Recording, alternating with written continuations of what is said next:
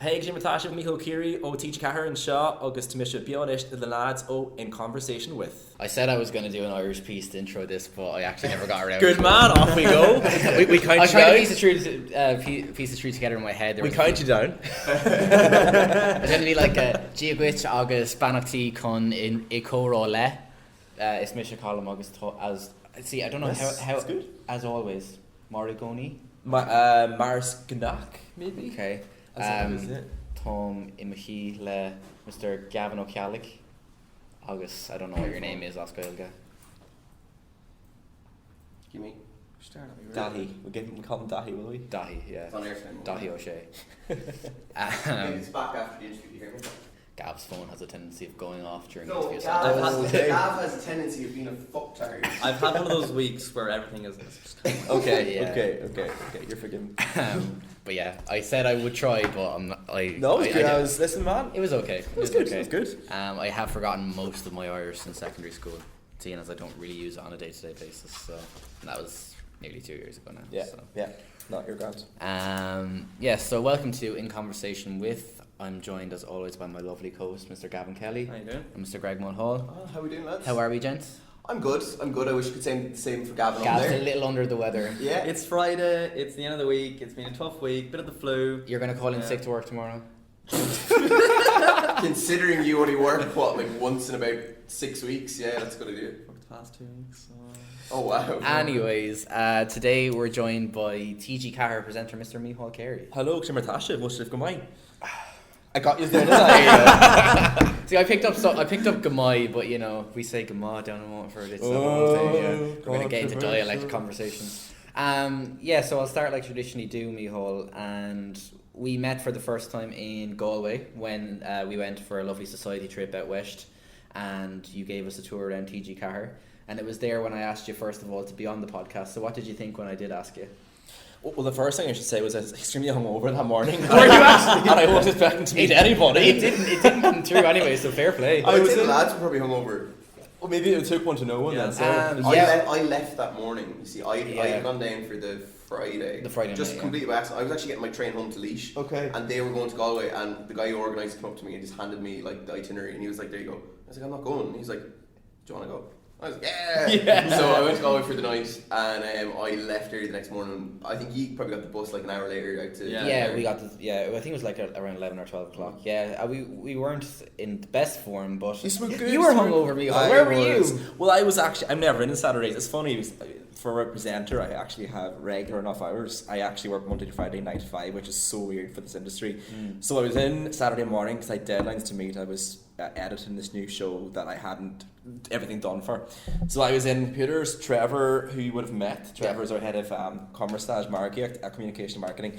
He passed me and he was like, would you come in and chat to the DCU crowd, because obviously I'd be working with the Block platform, which I told you about, and then I met you and thought you were lovely and you look very fresh. I didn't realise you were out. Oh, there you go. Surprising. That's something. I remember we talked actually about the Saturday night and I recommended a few places. Where'd you end up going? We went to We went to Carbon. Carbon. I told you not to. I think it was already. I think it was already already decided. Unfortunately. Why did I went home early? I didn't want to go to Carbon. Yeah, exactly. It was.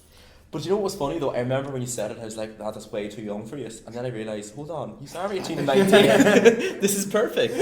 So anyway. Yeah, it was a grand night. It was a grand night, yeah. I enjoyed myself better on the Friday night, but I paid for it on the Saturday.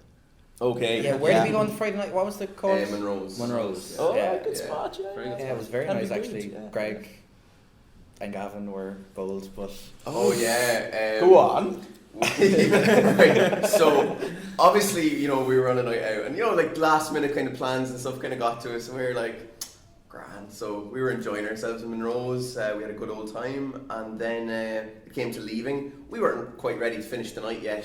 So as everyone waited outside Monroe's, on the junction there, going up by Thingy Street, up by Roche and Dove, I actually used to live down on Sea Road, opposite Kai Cafe. Yeah. I used to live right opposite there, so I was like, Gav, come on, I'll show you my house.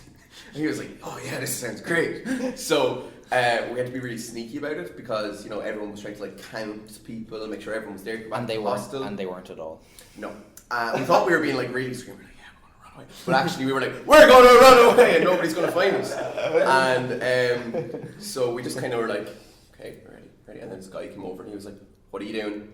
No. And we were like, sorry. And we just legged it. Absolutely gone. Hilarious. And then he actually chased after us. Oh. But we had a good head start. He's a big fella. How you cookie? And I was like, God, there it is. And I pointed at it. And he was like, that one there. And I was like, yeah. And he goes over and he just like kicks the door for some reason. I did kick the door. You did kick the door. I knocked on it first. First. And then you kicked With your toe, like, yeah. Thus began. And then I was like, okay. So then Cookie actually eventually called us and he was like, pointing his finger at us. And I'm forgetting to mention that you're the one who got sick then. Would you get sick? Oh, you're really out. this was selective. Yeah, selective. Like, my mommy listened to this guy. Tactical peak. Yeah, it was, alright. I wasn't feeling the best on the way home. All that running and stuff. And I had a little tack vom. Because I said it was better than having to do it in the hostel where shared bathroom and all the rest. Or the next morning before you had to get the train. Or the next morning before I had to get the train. So yeah, I stand by it, alright? Well, luckily, Mícheál, you didn't eat Greg the next day. I did, yes. Yeah, or didn't? Sorry. No, you didn't. No, I didn't. No. And what do you mean? I was in good form the next day. Sure. Within reason. Anyways, moving on swiftly. So that's when we first met Mícheál. Hold on, I want to hear more about this night. to bring it What back. happened then? To bring it back, what did you think when I asked you to be on the podcast? Oh, delighted. Absolutely. Do you know, actually, I wasn't in DCU, as I was telling you, but I do, it's the DCU Media School, is that the right term for it? I don't want to be... The School of Communications. Yeah, so, like, I've been in Dublin for years, I was in Dublin teaching for 10 years, and I always heard about the DCU Media Communications kind of department that they have. And I know, you probably know him yourself, actually, a good friend of mine who is one of the many alumni who've done as well from this place, is Nick Sheridan. Do you know Nick Sheridan? The name Probably rings a bell. Nicholas Sheridan. He was here. He used to run. I think he ran the TV station at one stage. Okay, so you would have been a member of MPS then, yeah. Yeah. So basically, he huge success. I mean, he studied here, great time. Had great time for the course, and he went on then, and he was a news anchor on News Today on RTE.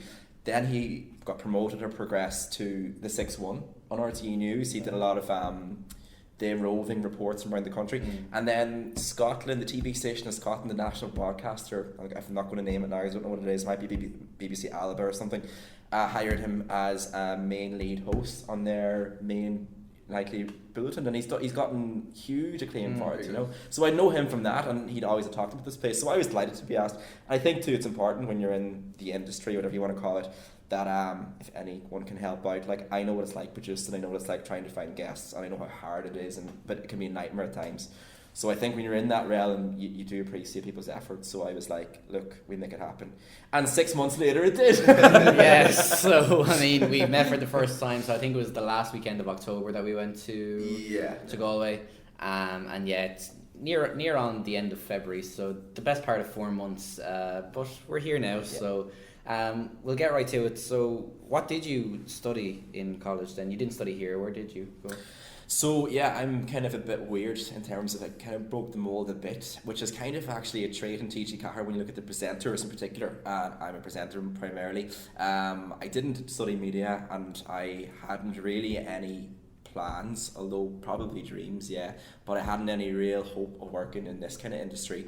So I trained as a teacher in primary school teaching. I did 4 years in Marino in Drumcondra. I then went on to teach I did an extra degree in Trinity at night time, which was actually film and media. Oh, so you're a wanker. I am a bit of a... Can we say that? Yeah. Alright, okay. What you said.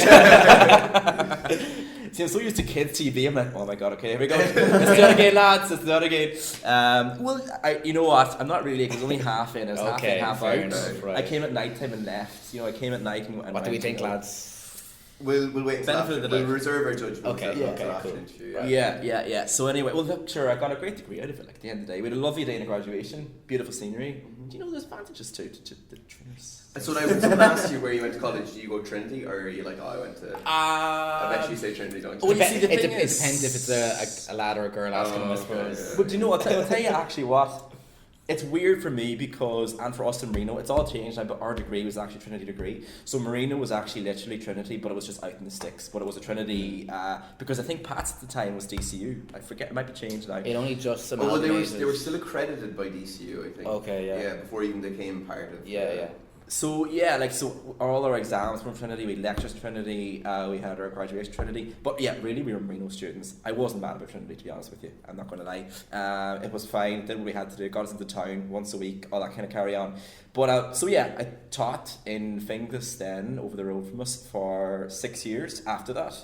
What school, actually? It's a school called St. Finnian's National School. Oh, it's a national school, okay. National school, yeah. Yeah, because we have the guy who just met, actually, we met Dylan Mangan on the way up, and he went to Kevin's in Finglas. I'm not sure about, but I was just wondering if I know of it, yeah. So that was hard. That was a hard start for me because I had never taught disadvantaged education before, if that's what you want to put it. But long story cut short, an amazing 6 years, absolutely amazing. And I was lucky I got in before the job crunch, the recession. I just got in 2 years before that, so everything was actually fine. So I got a permanent job day one. I was set for life. Everything was fantastic. Mum and Dad were delighted, settled down, and then I was like, I wanted to do a career break because I'd done 6 years and I just wanted to kind of travel, actually. I suppose you weren't that far in because when you leave and you come back, you have to start at the bottom rung again and basically... Exactly, yeah. So I was like, I just wanted to get away. I was young enough and I was very settled all of a sudden, and suddenly my whole life was out before me, and it was like 2.4 kids and this, you know, everyone was kind of very nice and staffer and they were all probably getting married and whatever, and I probably was like, I'm not there yet. So I applied for a career break, got the career break, had about 4 going away parties, got loads of presents, and then that summer a job vacancy came up on TG4's Facebook page, randomly, 4 weeks before I was due to fly. I'm a very relaxed person, so I had nothing booked, but it was all in my head. I was like, I'm going to fly to South America and that'll be it. I'll see it, God knows when. That was literally the plan. But I was going to do it, I was very definitely going to do it. This job put up in TG4 and my friend sent it to me. He was like, they're looking for a new anchor for the continuity on Cúla Cahar, which is their children's, young people's department. So the way that would work was 4 to 6 every day, Monday to Saturday. It would be live links between all the shows. So again, as I was telling you, it's like, I mean, there was no hope for me really for so many reasons, but one of the main reasons was because my Irish wasn't completely fluent either, and it was TG4 I was applying to, not to mention the fact I had no experience and I had no degrees or anything. So I applied for absolutely... Had you done anything media related at all? I play the violin in orchestras. I mean, it's a very loose... You're clutching a bit there. We saw a camera once. We were recording for YouTube, but no, I mean, and I coming in here today too, I was saying to the lads, I was in Glasgow Music Society as an absolute extra in a chorus, and very happy to be there for years. And I mean, I was on stage now and again, National Concert Hall, and I could hold a note well in a chorus, but I was by no means a front performer. So I mean, I have to say no, I really have to say no. But the desire was there. Okay. The desire. So when you seen this pop up on Facebook, and how do you go from being a teacher to, hey, actually, do you know what, I want to present on TV? Do you know, I think that's probably part of the beauty of what happened for me, because I really thought that there was no hope, and because I thought this is absolutely hilarious, I probably came across like I didn't actually care. Mm-hmm. So, and that may have been actually something that stood out for me, because I probably didn't try, not that I didn't try too hard, because I obviously gave it my best. I mean, the first step of the process was send us in a 1 minute piece to camera on your iPad. Pretending you're talking about a new app or something. So I got my iPad out, probably was at the first iPad ever at the time, the iPad 1, because it was that long ago, and then threw together this thing that I hadn't done before, talked to camera. But I think one of the biggest things that was going for me in respect of the job that there was, is that I was a teacher and they were looking for someone who could talk to kids. Yeah. So that was my in. So, and I always say about teaching and media, particularly when it comes to presenting, it is the best training you can get, because when you're in a classroom with kids, I mean, when you think of the skills that a kids presenter needs, I mean, you're acting, you have high energy, you're interviewing, you're every aspect of presenting is in the classroom. You know, it's all there. So I just did what I did in the classroom, and they were like, okay, well, you can talk to kids, let's bring them down for an interview. So I met them then. That was kind of a boardroom scenario. straight after the boardroom scenario, I was brought into another room to do another screen test, which I had prepped for. They had said it would be a 3-minute piece about an app and a link and something else. And then I went back home, and then I got called again, and then this went on for a while, and suddenly it was like, what's going on here? And then one day I got the call, and they were like, we'd like to offer you the job. So obviously it was like a case of, can't believe this, because it was one of my dreams, my childhood dreams. You know, some people want to be an astronaut, some people want to be, I don't know, a footballer. For me, it would have been a presenter. Okay. And actually, it's funny being a presenter now, because I would have had a particular interest in the production side of it, in terms of, you know, I would have watched Big Brother from day one, like back when it was actually good, like with Davina McCall in the years one and stuff. But I would have loved watching the backstage stuff there and the stuff in the galleries and all. Like, I was enthralled by that and how TV actually worked. But then I suppose presenting was my main love, and then got into presenting, and that's 5 years ago now. Wow. And like you said, you started on Mícheál Carey. Yeah. I just want to ask you, like, I think you do need a particular sort of energy to be able to present to kids. Is it difficult to keep up that energy? Yeah, that's the one question. Coffee, definitely. Coffee. Everyone does ask that question about the energy levels for kids. Yeah, you do need high energy levels. I probably do as a person anyway. By nature, I suppose I do. I think it's in my genes. My dad would be the same. I probably have a good enough. I'm probably quite healthy when it comes to fitness and eating, so that probably lends itself to. So yeah, I think it's hugely necessary. Not everyone has it. I think it's probably partly innate. I think it's something you either have or you don't. I guess it comes from having a passion for what you're doing too, and I do have that, like, you know. So sometimes it's hard, and I mean, but I think again, go back to the classroom for me, I mean, there was no better training, and I mean, to be honest, when I compared my 5 days a week in the classroom, where you have 7 hours and you need to have such energy for those 6 or 7 hours non-stop, to suddenly going in and doing live links every so often on TV, like, it's a lot easier, to be honest. And there was no one talking back to you. You were just doing your thing to a camera, and there was no discipline, or there was no classroom management. So yeah, look, I think teachers by their nature probably are highly energetic people, and I think as a presenter, because I know you know yourself, like, energy is lost on camera, and you know, even when you think you're over exaggerating, you have to give 10 times more.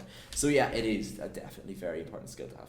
Right, Mícheál. Naturally enough, working in TG4, we have to ask about your graph, the Irish language. Mm-hmm. When you started out, how was your grasp of it? And it presumably has improved over time. How much? Yeah, so again, kind of break the mold there again, because I wouldn't be a fluent Irish speaker, and the only presenter who is non-native speaker in TG4. I think that's probably another reason I was probably something going for me, because TG4 obviously has the TG side, which is the Television Gaeilge, which is catering for the Gaeltacht areas, but the 4 side is the fourth Irish terrestrial TV network, which is the national population. So there's a huge onus on TG4 to bring in non-Irish speakers who would have an interest in the content as opposed to the language. So I went to an Irish school in secondary school, so like a Gael school, that is, for 4 years. I started in 2nd year to 6th year. Yeah, it's funny for me, I actually hated Irish completely, probably as much as some people in the country would hate it themselves. Like, I remember I failed it in 1st year. I didn't see the point of it. I think I got an NG. Is this why you were sent to the Gael school then from 2nd year onwards? This is exactly it. This is exactly it. So I was actually doing okay in school as a student. I was probably studious enough, but not in Irish. And parents were getting worried. And a new Irish school opened in the town that year, the first ever secondary Irish school. My mother and father knew the principal very, very well, and they were kind of like, "Look, go to this school for a year to try, you know, to try it out." It was a lot. It was kind of a weird decision to make, but I didn't love where I was anyway at the time. So I said, probably a bit of bribery involved too, but I said I would give it a go for a year. And the name of the school is College Ali, and I always give it a shout out because that school did amazing things for me, considering I walked in off the street and hadn't a word and had probably a huge resentment to Irish, and I was mixing in with, you know, their students who were trying their best to talk Irish all day, and here was me who was literally caught talking English all the time, which was a huge sin, by the way, at the time. And there was lists on the wall, and I was in detention and all this kind of stuff all the time for talking English. And they worked with me, they took me out of PE, and they gave me special grinds in it. And after 4 years, I guess they ended up loving the language, number one. I guess music was my in, you know, hugely, because I would have played the violin, and then the trad scene would have been kind of very prevalent there. So that was my in. in terms of the culture. And then left College Ali, went on into teaching, left Irish behind really, apart from a few minutes in a classroom to a young audience of kids, so very basic. And then suddenly back in it. So I mean, it was there to a certain level. It wasn't perfect, and then it really went. So starting TG4 was a huge challenge because like you have to obviously give a good example to the kids that are watching. So you really can't just wing it, you know. So there was and I was kind of very insecure about that at the time. I'm sure I've been the only non-native, or there, like I'm sure there is that in the back of your head. Completely. And you kind of think too, they're going to hate me down there. They're going to hate me. They're going to hate this guy coming in, not native speaker, on their turf and all. And I actually did have that fear there. I was out there. I just guess it's going to be tough. Was it just completely fictional in your head and everyone was lovely, or did you encounter anyone? Well, do you know what they say about the TV business and TV industry, and they talk, about how hard it is and cutthroat and ruthless. And you know what? It is there, and I've seen that in terms of through my years working in different sectors of it. It's there to an extent, but I have to say, TG4 from day one to me has been turned into this. They treated me like a son there. Like, I mean, it's such a lovely place to work. It's so supportive. It's no wonder it has such acclaim around Ireland. And like, I know I work for them, and it's like, oh, it's easy to say that, but like, it's whenever I talk about TG4 to anybody, even a taxi driver in Dublin, it's like, oh, the music's amazing, the documentaries are fantastic, and yeah, some of the sports documentaries, the sports coverage, and I mean, the thing is with TG4, the Súl Ella, the other side of it, like, TG4 can't just do what RTE and TV3 do or Virgin Media and translate it, because that's already there. So they have to be different. They have to offer what's not available already, and like, they're doing that on a shoestring budget, and I think they're doing it so well. I mean, some programs they make, like my personal highlights would be Flat TV. Flat TV is this 4-night 3 hours a night live extravaganza, such huge production values. Like, if you saw it on BBC, but like, that was a really well produced program, So I mean, they have that. They have your Road BPO, like all this kind of stuff. But that all comes in the top, when you're in the building, and you there yourselves, lads. I'm sure you've probably felt it. It's a very warm place to be. Everyone is so welcoming. It's all like, we're in this together. We want to make this as good as we can. And I guess our common thread in TG4 is the Irish language. And I suppose absolutely we're very proud of that. We want to protect it as much as we can. We want to kind of motivate it. I'm thinking of Irish words here now as I speak. We're trying to really just spragu, what's English for spragu? Motivation, like just try and instill a love in it amongst people who may not. So yeah. The facilities in TG4, I have to say, in comparison to this, like if you look at the size of the two campuses, TG4 versus RT, like there's obviously no comparison, but the facilities inside are very comparable, I think. Yeah, absolutely. It's funny actually, because I was in RTE a lot recently, and it was cool to be there. I mean, there's so much history and culture, but it's funny. I am available for employment. No, well, I'm actually working part-time at TG4 now, so I was working full-time, and I decided to do part-time. Not that I'm jumping ship, but I suppose just to maximise my opportunities. Yeah, frees you up for other things. Yeah, and it's nothing to do with loyalties, it's nothing to do with this or that. At the end of the day, when you're working, you need It's about developing yourself as well, I suppose. Absolutely, and when you look at TG4's portfolio of presenters, I mean, a huge amount of them have started and moved on and have come back. And the thing is, when you move on to other things, you can bring a lot more to what you do in TG4. So, for example, when Owen McDermott started off in the job that I have, he started in Coolacahar, I've started in Coolacahar, he went on into the older stuff, I've gone on to older stuff, and he's obviously progressed now to 2FM and whatnot. But he comes back now and does the Eurovision for us, he does documentaries for us, but he's bringing all the skills and the audience that he's created on 2FM and on RT to TG4, so that's a huge thing. I mean, Dahi O'Shea has done the same. Hector's done stuff, so they've maximised their profile, they have gotten bigger jobs, and they've come back, but that's really helping the brand, So absolutely, yeah, I have done stuff with RTE. I mean, I did a big show there. I'm doing a big show at the moment. Well, it's still being aired a lot. It's part of Operation Transformation on RTE1. It's basically called the 10 at 10. So it's like it's a 5-day-a-week program on RTE Junior, and it's online too. And it kind of took off last year. It was basically we were rang up. They were looking for bilingual presenters, a guy and a girl, to present this workout, basically Operation Transformation for young people, which is what we did. And it got on well, and it's in most schools in the country, and it was received brilliantly, so we got an extra series out of that. So that's running at the moment. So between that, my TG4 job, which is 3 days a week, I do, so RTE, my main gig now would be the Operation Transformation thing with VIP, Visual Independent Productions. I do a guesting on the 6 o'clock show on TV3. I do a lot of MCing work on the seminar, the MC of a seminar, worldwide global schools, and a lot of things like that. So anything kind of radio related, TV related, presenting related, I kind of. So you're a busy man, is what you're Well, trying to say. We'll bring it back to the 6 o'clock show, because good friend of the show, Miss Kira King, oh yeah, also Kira, features. Yes, we had a great time with Kira. Yes, great for the Irish as well, Kira. Really? Yeah. Did you know that? No, I didn't actually. I didn't know This that. is Kira now. Kira and Chris and Chris Kira. and Kira, yeah. Oh yeah, but you're there. Like they Chris, was like from the Guild. Yeah, I know that. Yeah. Yeah. Oh, sure, she's from. Yeah.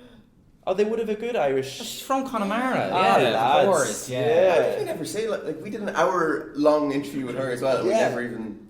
You're too busy Yeah. flirting with her. Yeah. I never met Kira. I met Chris. I don't think I met You Kira. stay away from her. She's mine. Right, she yours. Okay, there you go. Kira. Moving on. So like you said, you're working part-time with TG4 and then so you're over and back a lot from Galway to Dublin. Where are you actually based? You're still based in Galway? Probably in the M1 at this stage. I don't know where I live. I do have a house in Galway and I'm renting, but Okay. I mean, yeah, Dublin is. Thing is too, Dublin is where most of the opportunities are. Yeah, My biggest yeah, jobs are always, coming yeah. here.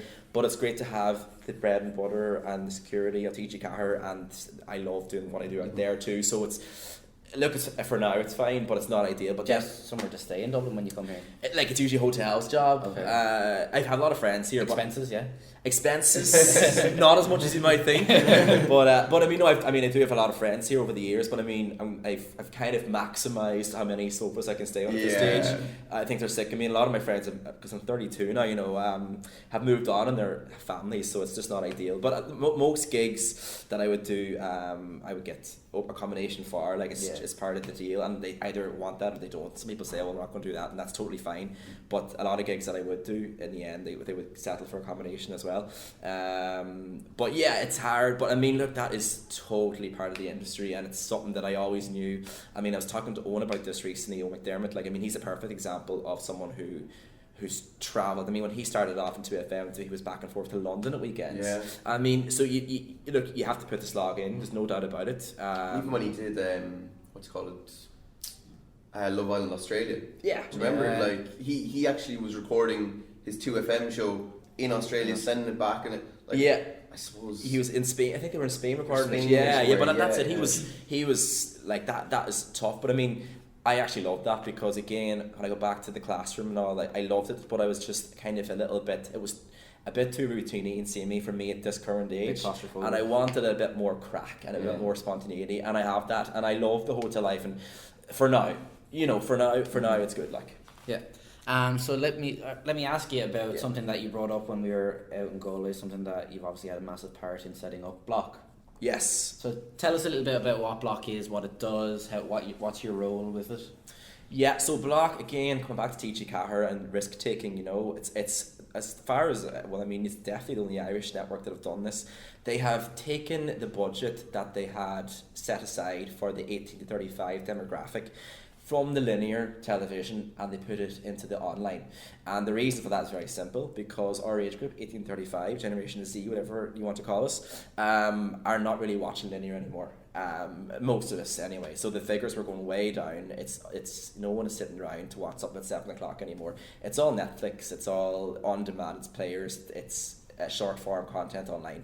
So they saw this and they were like, we're going to put a lot of money into this, big risk to take, for loads of reasons. There's no advertising at the moment, so they're down huge money there.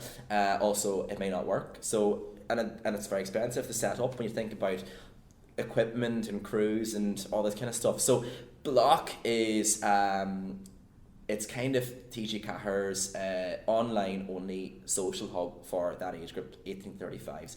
And basically there's two parts to it. There's a UGC, user generated content section of it, where we actually commission or pay young people to research, film, send in content from their phones that would be of interest for others to watch. So it's all kind of user created content, and then I'm kind of the I don't know what you say anchor for it, because it's not really an anchor, but I'd be kind of the running face or the front man of it to do all any PR. I do my own. I've got a few different series on it myself on the platform. And I just kind of would tie the ends between everybody coming together. So it's really cool. It's a year and a half going now, but we're very new. It's very experimental, to be honest. That must be great though, because you probably have a lot of room for scope that you can kind of come up with your own ideas and kind of maybe even chase them, I suppose. Whereas if you were in a set regimented kind of platform or kind of show or something, you wouldn't maybe have that scope. Completely. Oh, I mean, it's amazing in all those ways that you said. I mean, I'm diversifying every day. I'm upskilling every day. I mean, suddenly now I am a cameraman, I'm a producer, I'm a director, I'm editing my own stuff, whereas I really had none of this experience. I'm not good at technology really, to be honest. So, but with that, it's challenging. There's a lot of scope, but also with that, it's like it can be overwhelming at times. And when you have a deadline to meet, and it's like we want a package finished of good quality by Sunday at 8, and it's like it's really you who's doing it.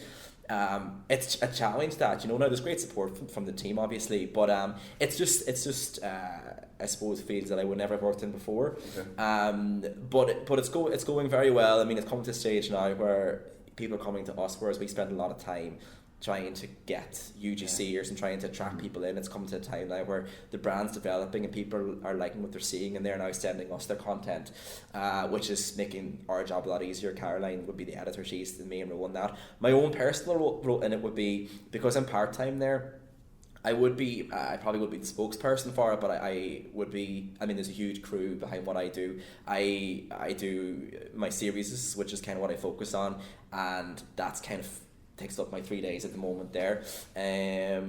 But yeah, lots of new things coming up there for me as well. I mean, I've got a series at the moment called DMC, which is, as it says, Deep Meaningful Conversation. It's just an idea I came up with because I knew the demand was there to have a series every week.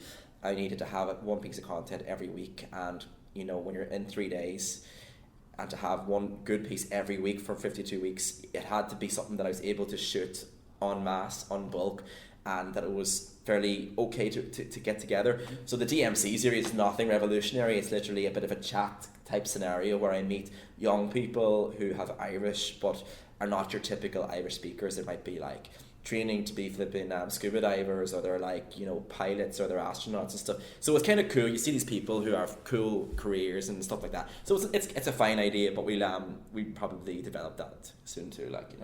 I was going to, because you said it is a risk. Is it too early to tell whether the risk is paid off? Definitely too early. I mean, it's paying off, I would say. Yeah. I would say it's paying off. And I mean, there's no going back anyway from this, because I mean, it's not like, we'll put the money back in TV, because I don't think it's ever going to come back in that way. I mean, I don't think it's going to come that direction. Like as you said, no. I can't remember, apart from sport, I can't remember the last time I actually sat down and turned on the TV at home. No.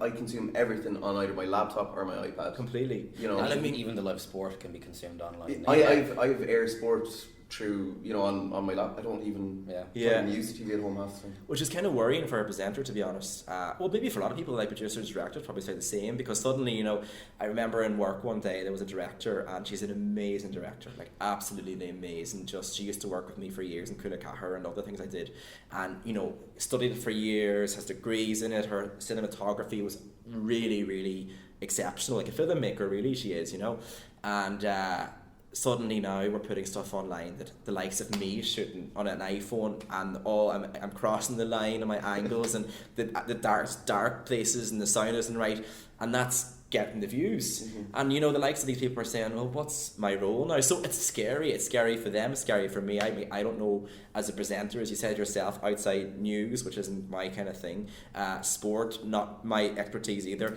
or event television, which is niche. Outside those three kind of genres, for presenters, I don't know where it's going now. I mean, I have ideas of what might happen. Like I personally believe, and I'm not in any way an expert in the field, but from what I'm kind of seeing, I can imagine that in 10 years, like TG4 or the likes of or RT or TV might have literally just a platform that you turn on and there could be a presenter talking to you and pointing to buttons that you press. Like I could see something like that happening. I mean, that's the way I could, down the line. But I mean, the whole linear thing, it's only surviving at the moment because of the generation that was brought up on it, which are obviously getting older and older and older, and the figures are going down and down and down because the likes of you guys now who are 10 years younger than me are way more used to on-demand stuff than I ever was, Oh, you're so old, are you? Greg's not quite 10 years younger than you. Are you? What age are you, Greg? I'm actually a mature student. Are you? I am, yeah. I know I don't look it. You don't look it. Well, in fairness now, Mícheál doesn't look Yeah, when you said 32 there, I was like...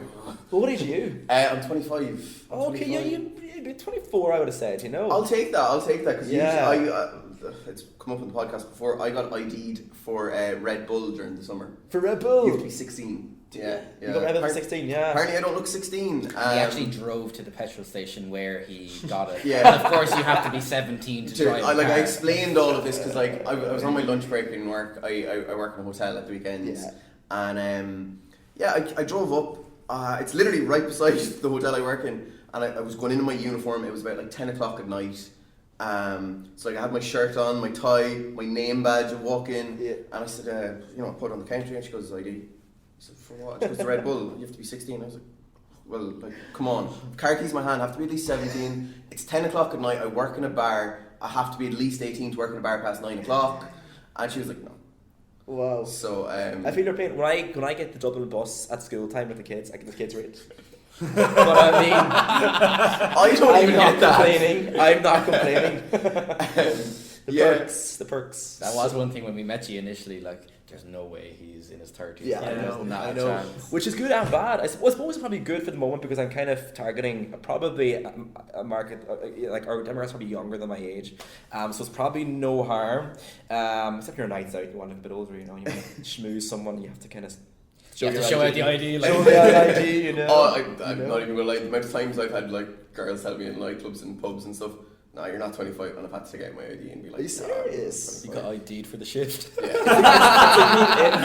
It's a good like take a photo now while you're at it, get the name right, the spelling, Yeah. Just bringing it back to what you said about where presenting is going, where you maybe see it going. Is it something that you're conscious of, maybe in the back of your head, that to maybe prepare yourself for what will come next? Is that something you've thought about? What do you mean? Like, you talked about upskilling and the different ways that you learn every day, and each of your different jobs and the way they kind of differ slightly. Do you see yourself preparing yourself for this? You point over here, point this button. I suppose it's hard when you don't know what's going on. Well, the thing, there's a few things that I do know. I'm not mad at the social media. Which is tough when you're working, when your career is actually in social media. It's funny there, I saw a tweet online by, I hope we get his name right now, Niall Harbison. Is Niall Harbison the owner of Love&.ie? He would have been. He would have been. Yeah, he must have sold it then recently. So he obviously has great acclaim and experience in social media, and he put a tweet up and I was like, I saved it, I screenshotted it my phone, says this is really speaking to me. He basically had a photograph up during the week and he said, I've moved to Thailand with my dog, I've deleted my Instagram, deleted my Facebook, this is the last one to go. If you want to get me, text me. I've never been happier, peace out or something. And I was like, that's mad, I said, because so many people I know are getting like fatigued with social media. When I started off in it, it was kind of so... what would your first platform have been? On social media? Yeah. Snapchat actually, I suppose. Oh wow. I would have thought Bebo. Come on. Oh, sorry. You're Do you mean for like me personally or in the career? Yeah. Sorry, my first platform. Oh, sorry. Way before Bebo. Actually, before Bebo, it would have been X Pages. So you definitely remember this. Not what it sounds like. Don't get that one wrong. It's funny. X Pages is expages.com. I remember this so well. It was way back when I was probably 12 or 13. AOL chat rooms were just starting. Do you remember hearing about them? Yeah. Okay, so you can kind of relate to that a little bit. Okay, not that ancient. So it was around that stage, and America was kind of getting into this social media buzz. So X Pages was your very first personal web page, right? But it was probably a bit of a communication tool because it was this standard layout that you had. You could really not change anything apart from the writing. It was all very thing. But you could comment on people's other people's X pages, Okay. and it became really, really popular. And I remember I kind of got an interest in website development from that, and then suddenly came the chat rooms and AOL, then came MSN Messenger, which was huge for 3 or 4 years, and then it developed from that. I mean, I was in MySpace, and then Bebo was one of my later ones actually. Bebo was like, Jesus, this is old now, That's the gap here, because Bebo would have been, well, I suppose we would have had the AOL and MSN and stuff, but in terms of like an actual social media site, I'd say Bebo would have been the first one. Bebo would have been for you, yeah. Bebo was great. In fact, I kind of wish I'd say the lads are probably different. Like, what would yours? Facebook. Yeah, Use from Facebook. Yeah. We've a nice little tier going.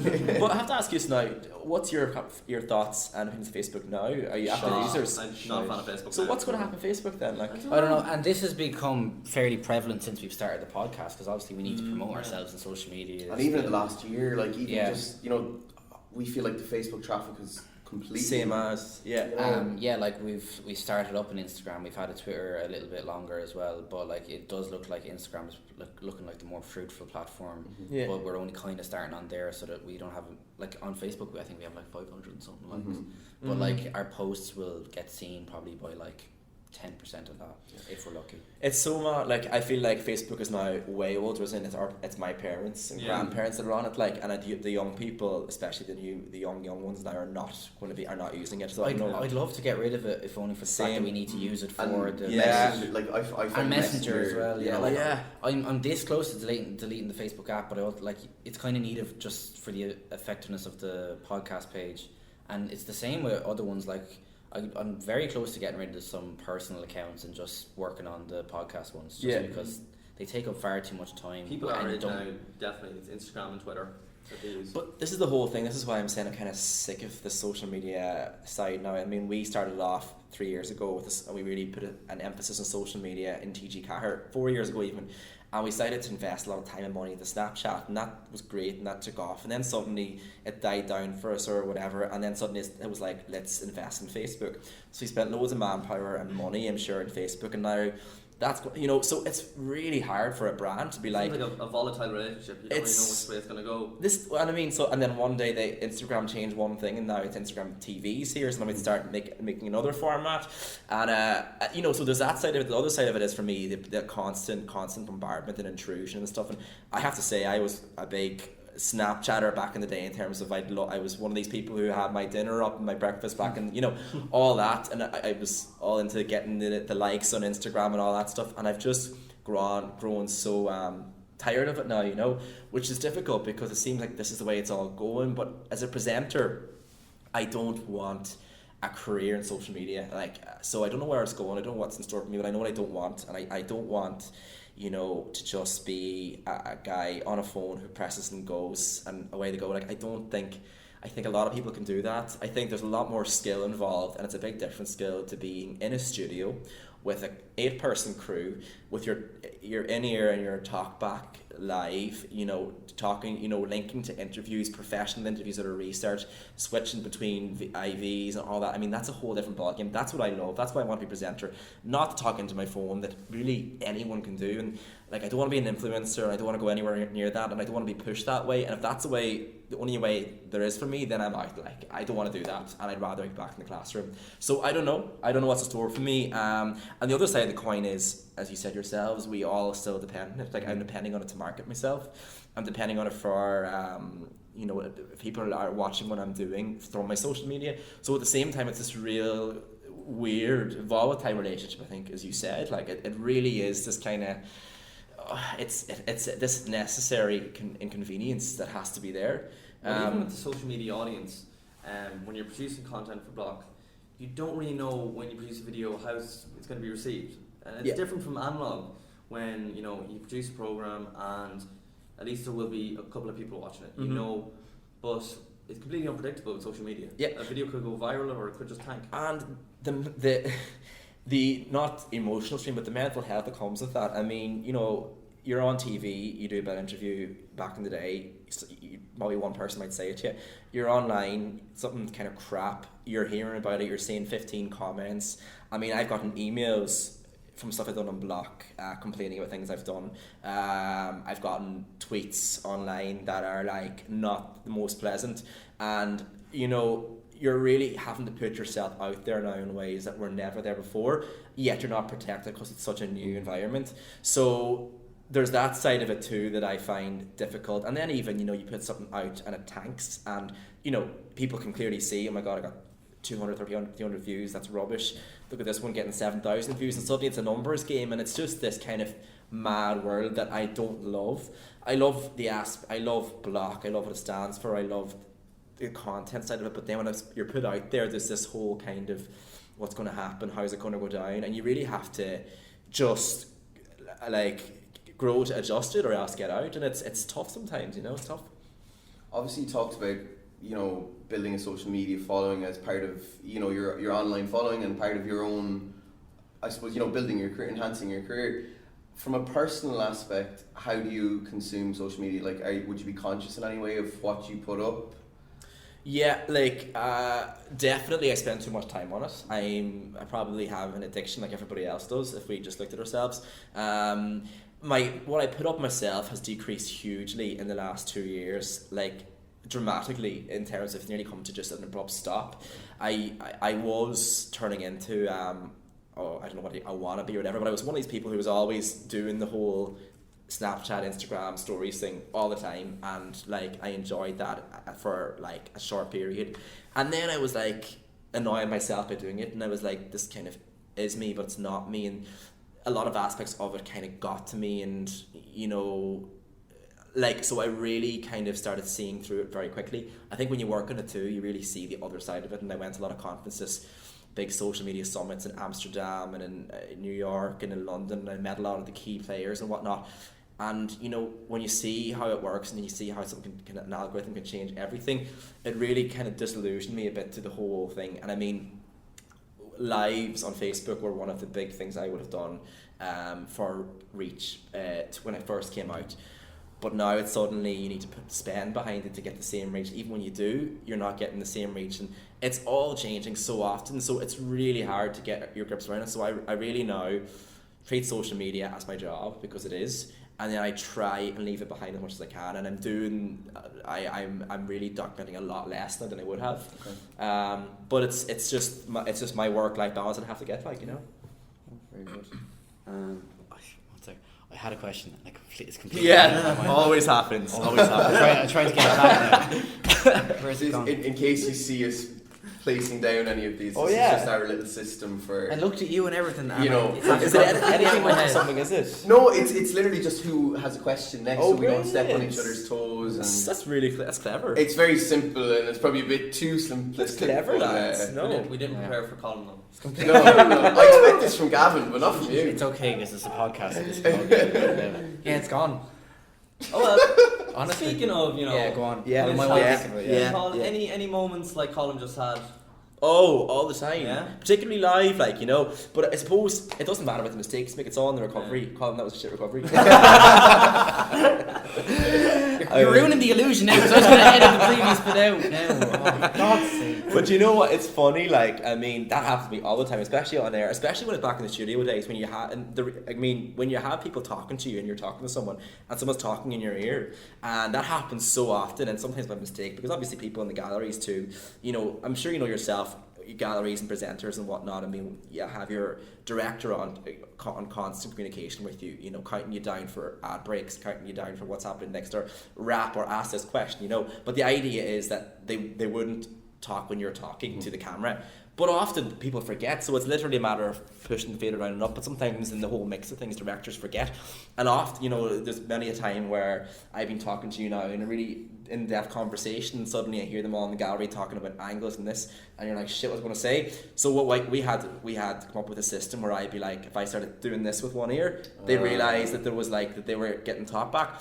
But I mean, I think that's totally human nature. It's probably something people actually like, because like, well, that's actually normal. And you find, it's funny how you find ways of coping. Like, I developed this kind of long, sustained laugh that really got me through, a bit like that, but a bit louder, like, you know. That it really got me through sticky moments, and you come up with coping mechanisms, you know.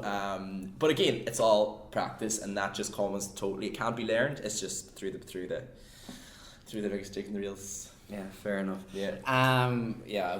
This isn't the question I was going to ask. I still can't think of that. But are you a goal-setting person, Mícheál? Do you just kind of enjoy where you're at now? Do you look ahead to the future at all? Try and set yourself goals like by this time I want to have achieved so much.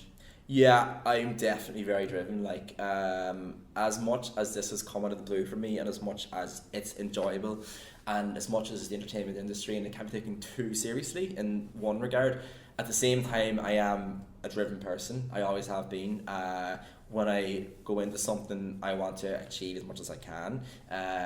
So, and I suppose that stands to you as a presenter too. And I think one thing that I have found that production companies and directors like in a person or in a presenter is outside of, you know, your usual things that you think you would need. But I think professionalism, you know, and I think just that was really instilled in me from my training as a teacher, you know, and it was really kind of hammered down our throats, and being able to be on time in routines and getting work done on time, like that was really a skill that has really stood. And I see it myself in the office now, and guests that don't do well in shows are the ones who aren't prepared, or the ones who really aren't professional about it. So yeah, like I definitely am thinking all the time of down the line, like, you know, because I'm working 3 days a week, which is sometimes all I work every week, even from a financial side, you need to be thinking, where's my next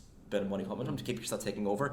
Like, it's funny, I think people think when you're a presenter or when you're in TV, whatever, you're making loads, and there's certain guys at the top who are, but when you're not at the top, you're not, like, you know, you're not. So and I suppose short contracts as short well, contracts, you know, freelance work. Freelance, they're not paying on time and chasing money. Or not paying at all, which, you know yourselves, the amount of people who think, oh sure, do this, you know, for a thank you, you know, and I mean, that's great and all, once or twice a year, but you have to live, you know, and people understand that. But yeah, I mean, I've always my eye in the prize, and I am 100% going to give this career everything that I have. What is the prize then, if you don't mind me asking? The prize, I mean, it's a good question. And I was at a talk with Pat Divley there. Pat Divley's a motivator in Galway recently, and he was talking about his life, and he really started at you know, he was a trainer on a beach, and now he's this huge international speaker. It's a brilliant story. Yeah. It's a brilliant story. Yeah, Pat's a great friend of mine actually, and he said about, you know, he was always like, okay, when I get here, I'm going to be happy. When I achieve this, I'm going to then chill. When I get this, and he was achieving these things, and he was like, he still wasn't, you know, completely satisfied. I suppose no matter what I get, I won't be completely satisfied. But I guess what would make me as a presenter content would be regular gigs that were on an ongoing basis that I enjoyed, and that you know, kept a certain profile up for myself, and kept me secure. Like at the moment now, I wouldn't, if I hadn't TG4, if I hadn't the part-time stage of that, I wouldn't feel secure. And so so that's, you need security. Again though, it's a very good question, because in other fields, you're a teacher, okay, you can become a principal, or you can become an inspector or a lecturer. There you're kind of, that's your ladder. In TV, it's like what you present the Late Late Show. I mean, I always look at even Ryan Tubridy and whatnot, and the likes of them, who are at the top of their game now in Ireland. But I mean, there's nothing to say that won't change in the morning. Like, I'm sure Ryan Tubridy would say that himself. So it's hard to know. I guess for me, like, to be totally honest, I have a certain profile now among certain demographics. I'd probably be, you know, well known enough, I mean, amongst young people in primary schools, but not among other people. I suppose I'd like to now be doing shows, bigger shows, probably studio-based shows with a certain skill required for older audiences, and become a bit more of a household name. I guess that's probably where I'm going. I don't know what the end game is, but definitely there are steps to take along the way that I know that are, you know, well, this is an achievement, that's an achievement, you know. Yeah, well, like you said, I mean, there is so much uncertainty in this industry, so if you're still getting continuous work, you must be doing something right, and that alone should probably be able to make you content at least for now. True. Do you ever see a return to teaching? Everyone, you know, many people say to me, "Oh, you'll never go back teaching, never go back teaching." I mean, I never for a second think that. Like I was on a career break from my school up to last year, and then they ended it because they were like, "You're not coming back." And it had to end anyway At some stage. Yeah. But it was like, but it's funny. Jeez, Like you got a long stretch out of it, to be fair. yeah, I had 4. You can get 5 years, sometimes Oh. 10. I got 4, but I mean, it was totally fair enough because you know, I wasn't going to be back teaching anytime soon. Look, like, who knows? I mean, I take it year by year. Like, you really have to. I do have other goals in my head where if I'm not at a certain level, at a certain stage, I'm gonna, you know, not do this anymore. But hopefully I will be. But I mean, if everything went in the morning for me, if it all ended tomorrow morning and it was like, no thanks, we're over you now, whatever, I mean, I would 100%, I'd do the travelling first. I would do the year travelling that I really wanted to do, and I would. Is that still in the It's system? still there. Okay. It's still there. I have to say, it's still there, and I'm doing bits of it this summer because I haven't done it in the last 4 years. What's on the cards? So, well, I decided I came into this year and I was like, you know what, last year I was very career focused and I was working 6 or 7 days a week, even on myself and on show reels on websites and stuff. Takes its toll. Yeah, and you know, I was like, okay, like I've done that. I want now to live a bit more as well, so I decided I want to travel a lot this year. So I went to London last weekend. I went to Germany 3 weekends time. I'm doing San Fran and LA in the summer. I'm doing Ecuador and South America in October. Yeah, so I decided, like, you know, beforehand I'd been like, oh, I cannot book holidays because I could get a gig then, or could. And the fact of the matter is, I probably could. Now, if the gig's huge, I'll cancel the holidays. But I mean, you have to live too, and you have to get that work-life balance in. Stephen Byrne wrote something up the last day. He said, for the first time ever, I have taken days off. You know, and he would have done a lot of freelancing as well, from having spoken to him back in the day, you know. And as a freelancer, it's great to have to work on your own schedule. You do have that beauty that you can rearrange, you can chop and change to a degree. But there's also a guilt comes with it on taking time off. You feel like if you take a Friday to just go to the gym, whenever you feel like I should be working today, I could have been meeting this guy, meeting that guy. There's a huge guilt comes with it, and you know, so it's funny. Like, but you know, if you can just assign yourself to I'll work these days and not work the other, you can kind of get over that way, like, you know, get the balance. Yeah, perfect. Yeah. So we've done the more serious side of it now. Yeah. How do you relax? What you're after having a day in the studio, you've gone to the gym, you've all that stuff out of the way, you come home, what do you do? What do I do? So do you know what? It's funny. I have become, because the job requires so much energy and extrovertedness, and because you have to be kind of larger than life, and because when you're in a studio or emceeing to hundreds of people, you're meeting people all the time and it's very high stimulus and stuff, I actually have become a little bit introverted. Like, not completely a loner yet, like, but I mean, I really now value my own space a lot more. Maybe it's an age thing too, I don't know, but I mean, like, I have really done a lot less nights out, mad in the tear. When I do them now, like this weekend, I'm going to have a big blowout weekend in Dublin. I can't wait for it, but it's been a long while coming. When I come home after an average day, I mean, work for me would finish at 5. I get out from work by 6. I go to the gym for an hour and a half, back home by 8.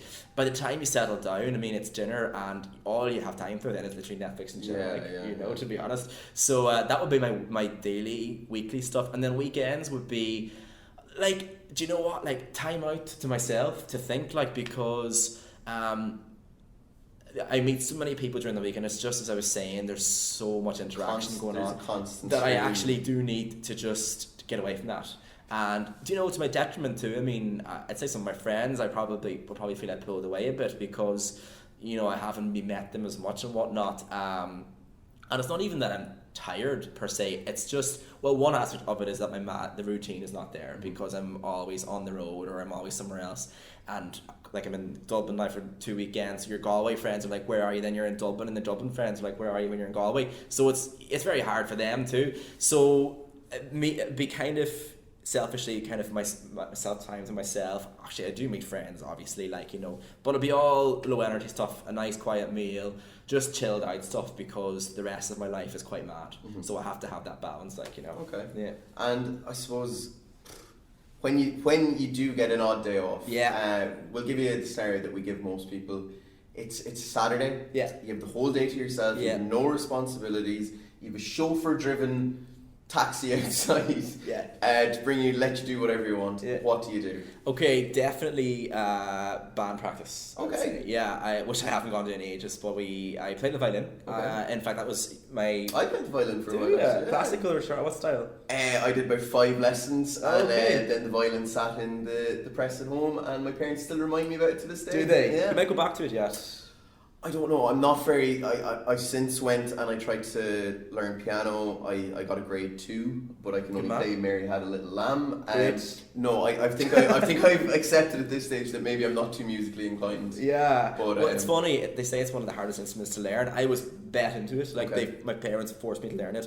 I was brought up to the whole classical regime of it, doing all the grades. I got my grade 8 by age 13, 14, went on and did all orchestras. I mean, I was taking violin very seriously back then. Then I started to love it. I did love it. Did all the social side of it, and there was also a time when I was 18 when I really wanted to go and study the violin. Another one of my dreams had been to be a professional violin player in the RT Symphony Orchestra. Like, that was very, very there, age 18. But mum and dad were like, there's so few jobs there, it's a hard life, etc. So it's something you can fall back on. Teaching, get that teaching job for. And they're probably happy enough now that as you said yourself, if in the morning TG4 and everyone else turned around and said, "Look, we've had enough of you," back to at least your parents would be. Yeah, like, they're not delighted with me now at the minute with the teaching. They're with the presenting. It's a worrying scenario, but that's another story. But I mean, but then in recent years, then we had a band, Spats Colombo. We kind of disbanded a bit now because of just time, but we were doing a lot of the big gigs. We did EP, we did Body and Soul, we did all the fest. Now, small stages, not headline acts. But we were, we used to rehearse a lot. Music was good, and that was a real release for me. I mean, if I could say I was off every Saturday, I would definitely join like an orchestra or a quartet. I love chamber music playing. I'm a little bit of a choir boy as well. Okay. I do like choral singing too. So when I'm home in Letterkenny, they've got a cool little group there. So just never would have guessed you're from Letterkenny now. No. Are you being sarcastic? Yes. Because people say to me they actually don't think so. Really? I wouldn't have said Letterkenny now. I probably would have said somewhere a little more south. Do you just know Letterkenny though? Who would you know from I haven't Letterkenny? been up to Donegal. I know Donegal fairly well. Yeah.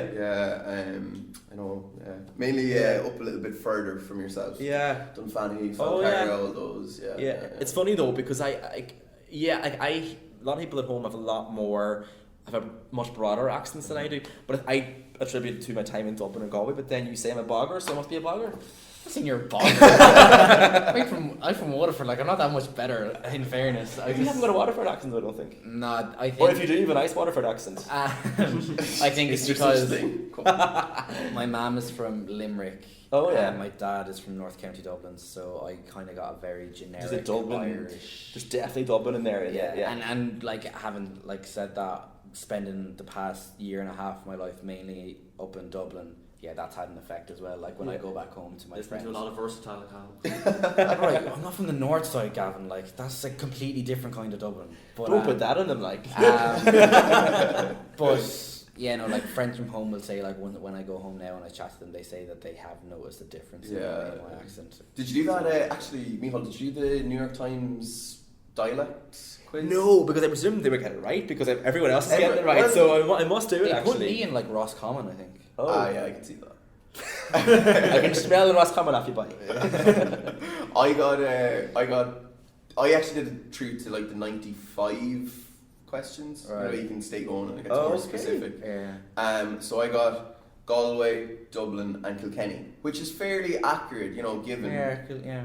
Because like probably you'd say it's Carlow more so than Kilkenny because I went to boarding school down there. Yeah. And then I went to college in Galway for 3 years. Okay. And then Dublin. I've always been told I have a bit of a Dublin twang. You just have a neutral enough accent. Yeah, like this lad now. Huh? Wow. I'm from Cavan, Mícheál. Are you? You don't sound I didn't think you were Cavan because you know Cavan a mile away. I arrived in DCU and everyone was like, "Jeez, you're the most Cavan man I've ever met," and like, please come down to Cavan for a weekend. Then I most Cavan man I've ever actually met. met your mates. Shout out to Ruddy and all the boys. Yeah. They are like They are proper. They're from Cavan different. boys. Cavan. They're proper Cavan. Yeah, I would have thought more Posh Monaghan, to be honest. Well, he does live beside Shawnee Quinn's Sleeve Russell Hotel. Oh, well, no. Yeah. You're nauseous. You're nauseous. I am quite close to Monaghan. Yeah. But not a fan of Monaghan people now. Oh. Okay, well, Right, this just is- out an entire county, they're like. rude, like. Well, we're never gonna have fans from Listenership, fucking yeah. Please Monaghan. comment below if you're from They don't Monaghan. have Wi-Fi anyway, so it's fine. Yeah, so Mícheál, talk to me about Donegal. What are some of your fondest memories from home? I love Donegal. Are you actually from Letterkenny itself now? I'm born and bred Towney, Letterkenny. Okay. Yeah. Yeah, Donegal's a great county, you know. I mean, it's a hard time in terms of infrastructure and investment. But it's, yeah, I mean, you guys have been there. from what I hear. not So, for a while, but yeah, I mean, I've it's all been to C sessions twice. sea sessions. Yes. I mean, that's going really well now. Like, it's all about the scenery, Donegal. So if you have to get good weather. If you don't get good weather, it's very depressing. But when you get good weather, I mean, as National Geographic have said many a time, it's like one of the most beautiful places in the world. The beaches there are second to none. You know, you have the Sleeve League cliffs. You know, it's all about the scenery. Letterkenny would be a grand town. I mean, it's home for me. You know, it's good for a night out. Actually, it's good for a night out. Which is your go-to nightclub? Well, you see, when I started off in my going out days, it's changed. Well, do you know what? No, the grill would have been number one on the list, Okay. which is still going actually. It My is, mother yeah. and father met in the grill. Like it's an institution. Like this is how long it's going. The Golden Grill. So the grill would have been good. Then it turned in. Well, there was Milan then for a while. So anyone that I know there was this well. Milan was good back in the day. Food bar, I'm gonna go way back, but now it's all kind of the warehouse good. The Voodoo. That warehouse is the one beside the cinema there, isn't it? No, so warehouse is on Main Street. The one beside the cinema is something like that. It's called warehouse or something. Century. It is. It's very like it. There's a name It very does like food it. and stuff, and Yes. I remember when it was like recently opened and stuff. Yeah. And then Voodoo's there. There's a lot of nightclubs. Like it's a big hen and stag town, you know, which has its cons as well, you know. But I mean, when I go home, it would just be to visit the family. In terms of media, there wouldn't be the opportunities there that I've been looking for, unfortunately. So the Donegal Democrat and Highland Radio. the list is it. Highland's great, if you know, and there's fantastic presenters there. I mean, there's one particular presenter who's now left, who would have been probably one of the most inspirational people to me in terms of presenting. If I look at who my idols were, his name was Sean Doherty, and or Sean the Doc as he was called, and he presented this 10 a.m. to 1 p.m. basically chat show on Highland Radio for I'd say 30 years, and he was just so good. I mean, I remember hearing that like RT he had wanted to try to poach him so many times, but he was settled in Letterkenny. I mean, he was so way beyond us, like, you know.